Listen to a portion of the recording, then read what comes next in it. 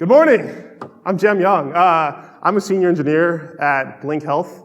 We're just trying to make healthcare a little bit better and a little bit more affordable.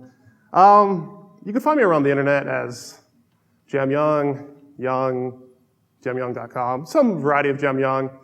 Yeah, look me up, send me an email, send me a funny picture, and if you're ever in New York, I will buy you lunch. I'm always happy to hang out with people, make new friends. If there's only two things you need to know about me, it's that I love dogs and clean code. Dogs and clean code, that's it. Unfortunately, I live in Manhattan, so that means I live in an apartment. That means I don't have a dog, I have a cat. She is very ornery, but she's actually much friendlier than she looks. That was actually a lie. She is very mean. She will scratch the mess out of you. Do not trust her. You know, you rub the belly and just go right for you. I'm here this morning to talk about React, specifically writing more elegant React. So I can't guarantee that after this talk, your spaghetti code will become, I don't know, pasta primavera. But maybe we can turn your spaghetti into, I don't know, linguine? Something a little bit fancier, a little bit nicer, but overall, writing with ES6 and ES7 will make your code much nicer. And when I say ES7, I'm actually saying ES6, because despite the beard, I'm not a wizard. I don't actually know what's going to be in next year's spec. But everything I'm talking about today is available with Babel Stage 0, the transpiler. So you set that, you can actually run this in production today. So keep that in mind. I say ES7, it's a bit of a gaffe. It's more of a hopeful optimism on my part. So ES6 it's a fundamental change to the language of JavaScript that we all know and love. It's not just syntactic sugar like a lot of people think. There are deep, meaningful changes in there that really change the way you code and the way you think about code. So everything I say today, don't take it as the gospel. The patterns are still being discovered. I don't want you to say, boss, I gotta go home and I gotta change all this code to ES6. No. Start slowly, do a little experimenting, dive deeper, discover some patterns that I don't even know about, and come back and tell me about it. But think of it more as a journey. So ES6 adds so many cool things. I'm really passionate about it. I don't know if you can tell. I love it. We get a new base type, symbols. Fantastic, super useful. We get 4 new ways of declaring variables, not just the boring 2 ways, var and func, and derivatives of those. 4 new ways with different ways of hoisting, things like that. It really adds a lot of cool stuff. There's also collections. There's weak maps, weak sets, proxies, promises. There's so much stuff that if my talk was 3 hours, it still wouldn't cover everything. So we're just going to go over kind of like a light dusting to see what you can do today and turn some of your React into something a little bit nicer. So, we're engineers. We write a lot of code, and sometimes you're on a 12-hour coding binge and you're down in the dumps. So what do? I'm an engineer. I'm going to build something to cheer me up. So I built the Ego Boost 5000. All it is a React component, and it takes my name, takes anybody's name, says you're awesome, and it flashes a bunch of seizure-inducing colors. It's pretty fun. And all this is available on my GitHub. It's not very polished because it was more an example, but now I realize people are probably going to try to run it. So, I'll probably fix that later. But the point is, this is just a basic React class that you guys all know and love. It's got props, it's got state. We're connecting to a Flux backend. We're using the lifecycle methods. But essentially, this is just a boilerplate example. So we're going to see if we can't change this ES5 code into ES6 and ES6 code and make it a little bit nicer. So let's start with let and const. If you're going to zone out for the next 20 minutes or so, all you need to know is let and const. You can use them as drop-in for vars. Well, more let. Const has a few edge cases. So, you can go back to your Twitter or talking crap about me in Slack. It's okay. You can use let today. Just swap out all your vars with regular, or do a find replace on your vars for let. You'll be good. Don't have to worry about it. But there are a few benefits to let and const that vars don't really give you. First off, var is function scoped. Function scoping in JavaScript, always a pain for me. Like, I get it, but I don't get it. It doesn't really make a lot of sense. And everybody agreed. So they said, hey, let's make block scoping a thing. So let and const are block scoped. If you try to reference them outside of block, you get a reference error, which is good. You always want to fail loudly. You don't want silent failings. Those are the bane of your existence. Anybody who's tried to debug like 20,000 lines of minified code on production knows what I'm talking about. Another benefit is let and const are not hoisted. They exist in what's called the temporal dead zone, as in they don't exist before you instantiate them. If you try to reference them, you're going to fail loudly. You're going to throw a reference error. As opposed to vars, which, as we all know from the numerous JavaScript interview questions, it's the most popular one, by the way, var is hoisted. You get undefined, which is a type in JavaScript. So again, your code probably won't fail that loudly unless you're doing some really strict type checking. So not hoisting, definitely a benefit of let and const. So let has all the properties we talked about earlier, but const has a few different edge cases. So for one thing, const has to be initialized. You can't just set it. You can't just set it to nothing. It'll throw a syntax error, which is good. You have to set it to a value. Another thing about const is that it has to be. If you don't, well, back up. Sorry, fumbling a bit. Another thing about const is that you can't change the value. If you try to change the value, it's going to throw a syntax error, which is good. You shouldn't be trying to change the constant. But the thing about const is it's not immutable. It's immutable in quotes. That's what I have it in quotes. It's actually, if you try to change the value on a const, you can do it. You can do it all day. You can change all the values. But this is going to be a source of a lot of newbie error, I can already tell. Because you're going to think, oh, const, constant, immutable, we're good. But it's not immutable. You can't change the value, but you can change the properties on that value. So just keep an eye out for that. Watch all your newbie coders. This is probably going to happen a lot. You know, a good linter will actually catch this. So you're good. So we're back to EcoBoost 5000. We've updated the example. We're now using const instead of vars because none of these variables are actually changing. So we're good. I hope everybody's with me so far. You know, nothing too scary. I'm not like changing any massive paradigms here. All right, cool. Let's move on to something pretty fun. Modules. So in the beginning, you had monolithic JavaScript files. All your JavaScript was in one file, and you'd load that from the server. And then AMD and Common came out and said, hey, let's make modules so we can actually pull out functionality as we need it. So that's pretty cool. But the problem is they're competing standards. ES6 kind of brings those together in kind of the best of both worlds. The syntax is dead simple. Import something from something. No requires, no equals. That's it. You want to export something, you just mark it as export. That's it. It's nice and simple. With Babel, if you just give it a name, it's going to look in your node modules or any sort of modules you defined already. If you get a relative path, it's going to look up the relative path. Again, as simple as you can get. I don't know of a module system that's simpler than this. It's beautiful. So there's a few cool things with modules. Default exports. You've got a module, it's a class or a function. You're saying anything that imports it, I want it to automatically be able to run this code as a default. Cool, just label it as default. That's it. You're probably going to use default a lot. But let's say you have a utils file. You know, a bunch of files that aren't really big enough to live on their own, but don't really relate to each other at all. So you want to give them separate named exports. This is actually one of my favorite things because you can have a default and named export. So whenever you import, whatever that is, it's going to be pulled in. And then you can pull in any additional components as well, all in one line. It's beautiful.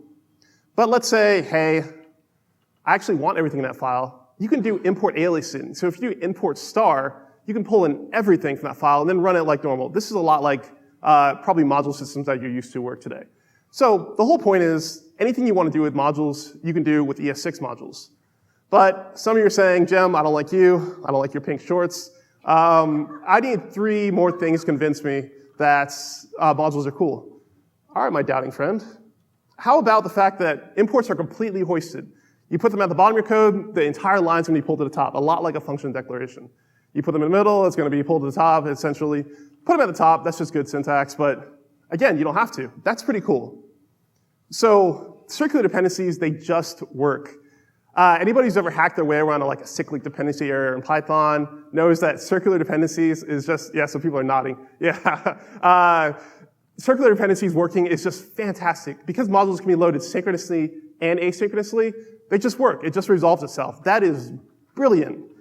And the last thing is static analysis. Because every single one of your exports is going to be default or named, you know before the code actually gets run what you should be exporting, what you should be importing.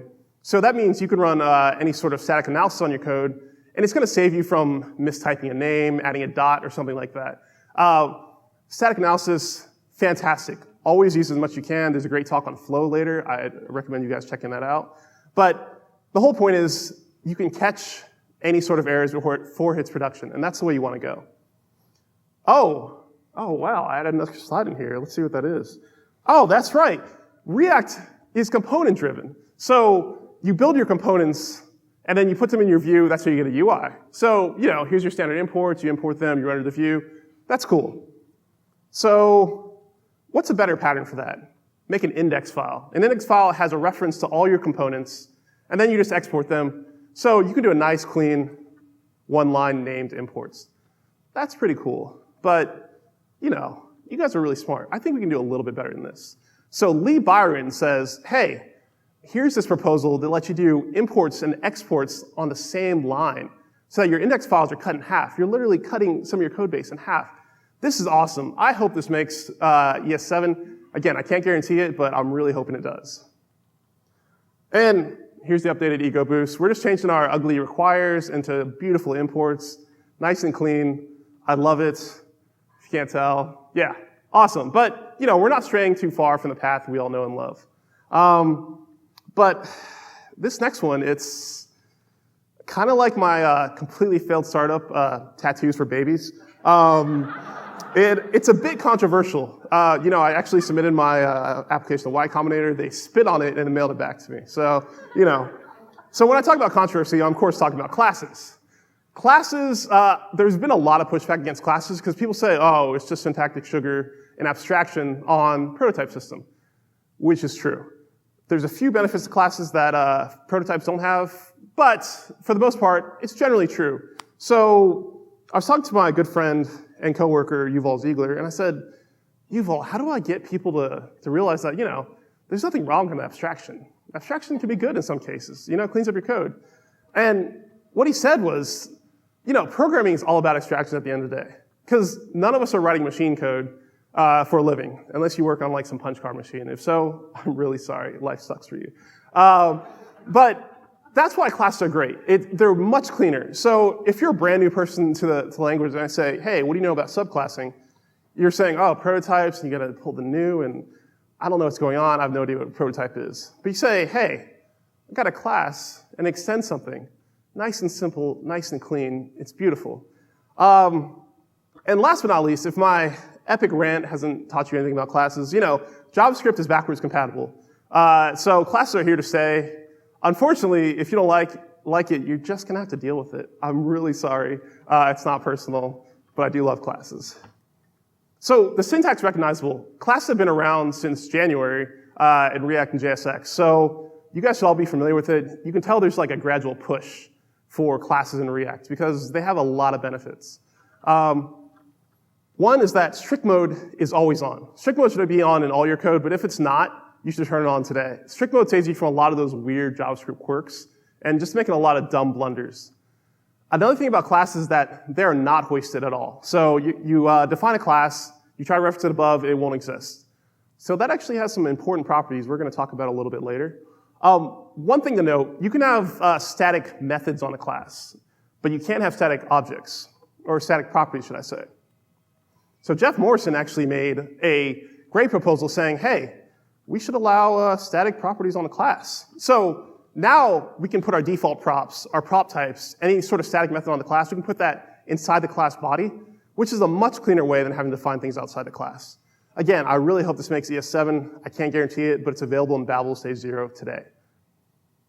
And so we're getting a little off the path here. This is a little bit different, some of you may not like this, but bear with me. It's getting better. It's getting better slowly but surely.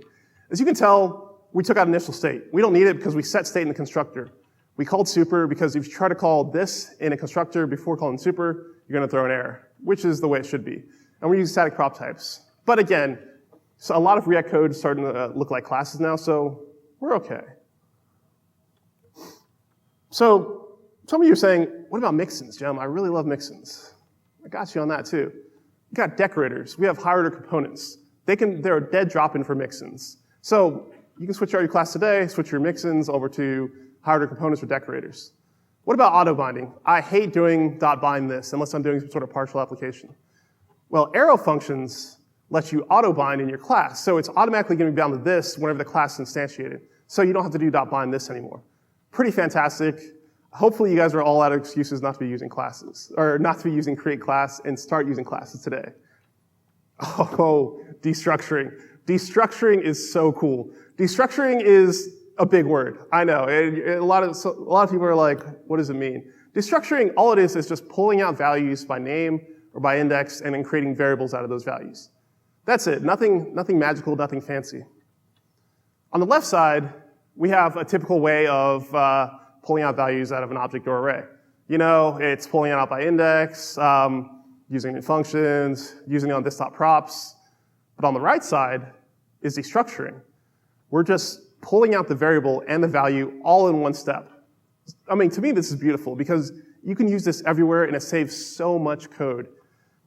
Especially desktop props. I particularly like that pattern in the render function because you explicitly say, I'm using these props at the top of your file. So that way you don't have like some buried this.props.whatever somewhere in your code. It's all at the top of your file and it's very explicit. Love it. So one thing to look out for is because you can infinitely pull out things with destructuring, you can infinitely reach into an object, you want to avoid complex destructuring. Like, you look at this at quick glance, you're like, what is going on? This doesn't make sense. Am I creating context or router? Or like, where's this coming from? So in this case, it's probably better just to break that up into a few lines. It's cleaner. I know some people really love one-liners, but this is just much easier on the eyes, and it's really the way to go. And we can see using destructuring and the idea of default properties and function, we actually cut our update state function down to just 3 lines. That's the beauty of destructuring. It cuts your code down, and you're not creating excess variables everywhere. So it's much better on the memory.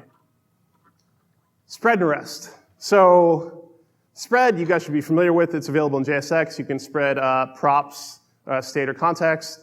For the Ruby guys, it's called splat. I learned that yesterday. Thanks, John. But spread and rest are just different forms of destructuring. And we're going to talk about the difference. Even though they have the same syntax, triple dot followed by an object or an array, they do a little bit differently. So ES6 gives us spread and rest on arrays. So we can just take an array and then spread it out. Some people use this as a hack for doing array from, which is good too. But essentially, you're just taking everything and you're spreading it out, kind of like butter on toast. Think of it like that way. Spreading it out to the context. Spreading on objects hopefully will be available in ES7. But again, it's available in Babel today, Babel Stage 0. And of course, ES6 supports spread, so a lot of you should be familiar with this already.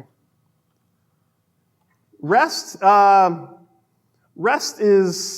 looks like spread, but it's a little different. The best way is to describe it as an analogy, because I watch a lot of Star Trek and they use analogies all the time. So you're a bouncer at a club. You say, hey, Harry, Julia, I love you guys. Come on in. You guys are cool. Then you see your friend, Robbie and Aldo. They owe you money. But you're going to let them in because you're a good person. So that's what REST does. Everything you're not explicitly naming and pulling in by index or by name, REST takes the rest of those and then just stores an object for you to use later. That's pretty cool. A lot of times you're going to use REST in an array or in a function for just pulling in function arguments. You have a function of unknown arity, or you know at least one. So you pull that in and you use REST to pull the rest. REST to pull the rest. That's why it's called REST. Yeah, and then you just access it as you want. So a good pattern with spread is, say you have a component, and you want your component to have certain styles on it. Like, you want it to have a background color. You want it to have some sort of padding. So anybody that's inheriting that or using that component, you need to give them the ability to actually override that. So if you spread the two styles within an object, you actually get a blend of both styles. It's actually shorthand for object.assign or extend if you guys are familiar with Lodash. This is a great pattern. I use it all the time. It saves me a bit of extra code from using object.assign. And I don't know, it's just cool to look at. Looks like next level JavaScript. Yeah, it's awesome. So use this today, spreading objects, Babel Stage 0. Arrow functions. Again, if you're nodding off, you're saying, man, this guy's boring. I don't even like New Yorkers. That's cool. That hurts a little, but that's cool. All you need to know is arrow functions. You can just replace them for functions, and you can walk away. You can leave right now. I'm kidding. Please don't do that. So we look at arrow functions. There's actually some unique properties of them. There's no arguments object. So people that use arguments, be careful. The arguments object does not exist on an arrow function. Also, this is bound to the lexical scope. And a lot of people say lexical scope. I never like saying that because, like, if you look it up, there's like 80 definitions of it, and it's like convoluted. The best way to say it is by Nicholas Zakos. He said in his book, Understanding ECMAScript 6, which is fantastic. He said the value of this inside the function is determined by where the arrow function is defined, not where it's used. This is a far cry from anybody who's done, I don't know, try to use this inside a set timeout, and then you're getting the window object. If you use the arrow function, you're going to get this from the surrounding scope. That's pretty awesome. So you're saying, yeah, arguments don't use that. I know all about binding. That's cool. What are the other benefits of arrow functions? Well, here's my postulation. In the future, because there's no arguments to track, this never changes inside an arrow function. Compilers in the future will likely be able to optimize arrow functions. They're probably going to run a little bit faster than normal functions because everything's staying the same. There's no arguments, and this is never changing. So that's pretty cool. So if you want to use arrow functions, just take out the function, drop a fat arrow in there, you're good. You can walk away. But what was one of the cardinal rules we learned earlier? That's right. It was always use destructuring. So we can just pull that value out. We don't even need to put item. A little bit cleaner. But arrow functions have this cool property where if you take out the return keyword and you take out the braces, it implicitly returns whatever you're doing. So now you turn this function into a nice one-liner. So a lot of people may not like this, but it's fantastic for using inside, say, your render function, where you want to write a function, but you don't want to make an explicit call because it's something really easy. Using a one-line arrow function, fantastic. It's so awesome. This is really cool. Oh, man. So after Tattoos for Babies failed, I started a new startup. I actually got a lot of funding, 100 million. It was extremely controversial, much like this next topic. Of course, I'm talking about my idea, Uber for cats. Got a lot of funding. A lot of people didn't like me. I mean, look at that cat. It looks terrified. Cats do not like car rides, just FYI. Of course, I'm talking about ES7, ES6 decorators. So some people are like, WTF is a decorator. It's just class-level syntactic sugar for a higher-order function. Some of you people are saying, WTF is a higher-order function. A higher-order function is just a function that takes a function, returns a function. That's it. In React, we use higher-order components, which is just a function that takes a component and returns a component. That's it. Decorators they're just shorthand for that. So here's one of my favorite higher-order component. Connect to stores. It's available in a lot of libraries. This is on GitHub if you guys want to take a look at it. But all it is it takes all the boilerplate out of your views, and it connects to a store. So it takes a component, it takes a store, and it takes a function that pulls that data out of the store, and it returns it to the component as a prop. And as we know, props are always favorable over state, so use props when you can. This does that for you, and it takes out a lot of boilerplate. So, I don't know, let's make a contrived view. So we've got a view, and we have a higher-order component called authorize, and it just checks to say, is the user authorized to see this view? If they are, render it. If not, kick them out. That's cool. This is all higher-order components do. It's just functions, take a component. So let's go ahead and add something that gives client width to that. So whenever the user changes the window width, it's going to pass in the width as property. So we can make responsive JavaScript views, nice and easy. We're good. We're adding all this functionality to the component. We haven't changed it at all. But let's say we're writing a chat application. We need it to pull a backend in real time. So again, we can add all this functionality without actually changing the internal code. That's so cool. The only problem is it's getting a little messy down there. Here come decorators to the rescue. Bam. That's all decorators do. They're just, instead of those components that wrap other components, you just put them at the top. The difference is, with decorators, the components implicitly put into the function, so you don't have to put that anymore. So a lot of you are saying, that's cool, but I have a ton of higher-order components. How can I turn those into decorators? Again, I got you. Trust me. Easy. All we're going to do is we're going to check the arguments length that's being passed into that higher-order component, and if it's 2, we know that if it's 2 or more for this particular instance, we know that it's a decorator. That's it. So if you just change all your hierarchy components to something like this, bam, you're done. You can walk away. So in the future, if decorators become like a real thing, you can say, hey, we're covered. But if you want to stick to hierarchy components, you're also covered. Nothing to it. It's beautiful. I really love decorators. Anybody that knows me at work, I talk about them all the time. It's great. So we're at the end of our journey here. We've converted our ES5 class into something using ES6, ES I don't know. It's cleaner. It's nicer. You can even say it's a little bit more elegant. So hopefully you guys learned something today. If you have any questions, come find me. Special thanks to my coworker and good friend Yuval Ziegler for all his JavaScript knowledge and just bouncing ideas off. Special thanks to Jeff Morrison for listening to my rants. I have a GitHub with all the slides on it and everything, but I also have something called JS Fun, which covers a lot of cool, awesome ES6 stuff.